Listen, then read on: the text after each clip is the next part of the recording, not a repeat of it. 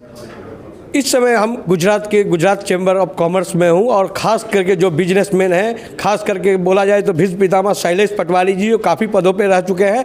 तो यहाँ पे गुजरात में एक जो वाइब्रेंट गुजरात भी होने जा रहा है, वहीं पर आपने ये जो बिजनेस का एक हब बनाने जा रहे हैं और ख़ास करके गुजरात सरकार के जो सहयोग से उनसे ही जानते हैं। खास करके नमस्कार आपको सर। नमस्कार। खास करके ये किस तरीके का बिजनेस पार्क बनने जा रहा है, थोड़ा इस पर आप।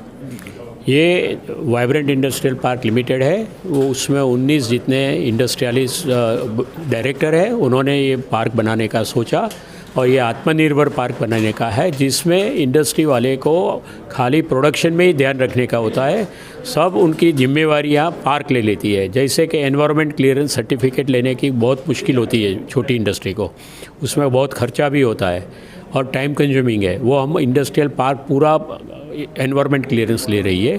दूसरा कि बॉयलर खुद का लगाना खूब मुश्किल है, उसको चलाने के लिए बॉयलर अटेंडेंट चाहिए, कोलसा रखना पड़ता है, कोलसी निकलती है उसका निकाल करना पड़ता है, हाउसकीपिंग बिगड़ता है। तो यहाँ हम कॉमन बॉयलर रख रहे हैं, जिससे हमको स्टीम उनको मीटरिंग से देने की है। पानी का प्रॉब्लम होता है, पानी अभी सेंट्रल ग्राउंड वाटर अथॉरिटी ज़मीन से पानी लेने नहीं देती है, तो हम पानी के लिए दरिया या साबरमती जहाँ दरिया से मिल रही है खंभात के पास, उसका पानी डिसैलिनेट करके इंडस्ट्री को देने वाले हैं। बिल्कुल सही, आप जिस तरीके बताए बखूबी आप नज़दीकी से बिजनेस को भी देखे हैं और परखे भी हैं।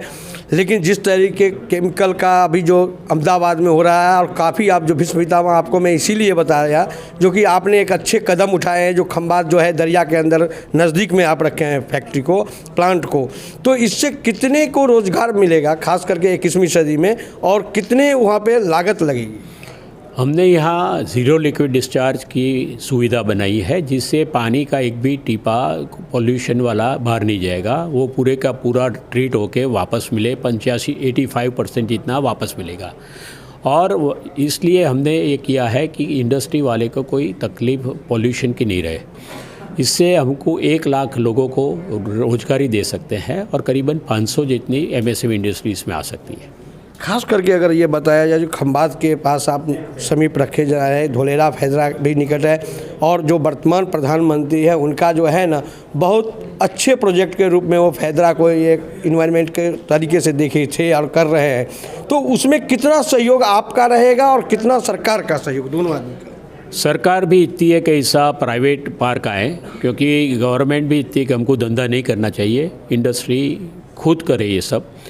तो ये हिसाब से सरकार की भी हमको बहुत सलाह सूचन भी मिल रही है, हमको सपोर्ट भी मिल रहा है। और ऐसा पार्क एक से ज़्यादा होएगा तो उसकी जो बेनिफिट है वो MSME को सबसे ज़्यादा मिलेगा। और आपके वहाँ एम्प्लॉयमेंट सबसे बड़ा प्रॉब्लम है, MSME का सर्वाइवल भी प्रॉब्लम है। और हर एक देश का देखो GDP बढ़ाते हैं तो MSME से ही बढ़ती है। तो MSME को ये एक पूरा इंफ्रास्ट्रक्चर मिलेगा तो वो खुद अपने और जोर से दौड़ सकती है। खास करके MSME की जब बात करते हैं तो काफ़ी दिनों से लगे हुए थे, प्रधानमंत्री ने काफ़ी उसको वेग भी दिए हैं, लेकिन अभी तक वो डेवलप उतना जो होना चाहिए वो नहीं दिख रहा है। लेकिन वहीं पर अगर बात किया जाए तो कि आप बखूबी आप कोरोना के काल में जो केमिकल बनाए थे और ख़ास करके आर्मी को जो आप सप्लाई जो आपके थ्रू हुआ था उसमें काबिलिए तारीफ था, तो आप जनता को क्या बताना चाहेंगे समग्र भारत के, आप क्योंकि बिजनेसमैन समग्र भारत के लिए सोचेंगे तो क्या कहना है? मैं ऐसा बताना चाहता हूँ कि ऐसा पार्क होना चाहिए कि जिससे प्रदूषण नहीं हो और पॉल्यूशन की वजह से लोगों को बीमारी नहीं हो। और ये पार्क से जॉब ज़्यादा मिलेगी, MSME का बढ़ावा होगा और देश का GDP खूब बढ़ेगा। और देश को ऐसा पार्क दूसरी जगह पे करने का एक सुझाव रहेगा। तो खास करके जिस तरह के शैलेश भाई पटवारी जी जो बताए, खास करके गुजरात चैम्बर ऑफ कॉमर्स के भी बहुत पहले जो अध्यक्ष बने हुए हैं, तो खास करके भीष्म पितामह तो हैं ही, लेकिन खास करके बिजनेस के लिए भी सोच रहे हैं और जनता के लिए भी सोच रहे हैं। ये सबसे बड़ी बात है, क्योंकि बिजनेसमैन काफ़ी बिजनेस का सोचता है, लेकिन ये शैलेश पटवारी जी है जो बिजनेस को रहते हुए जनता का भी सोचते हैं, उतना ही किसान को, एग्रीकल्चर को भी सोचते हैं। तो ये अच्छी बात है। तो बने रहिए एन कवरेज में। नमस्ते।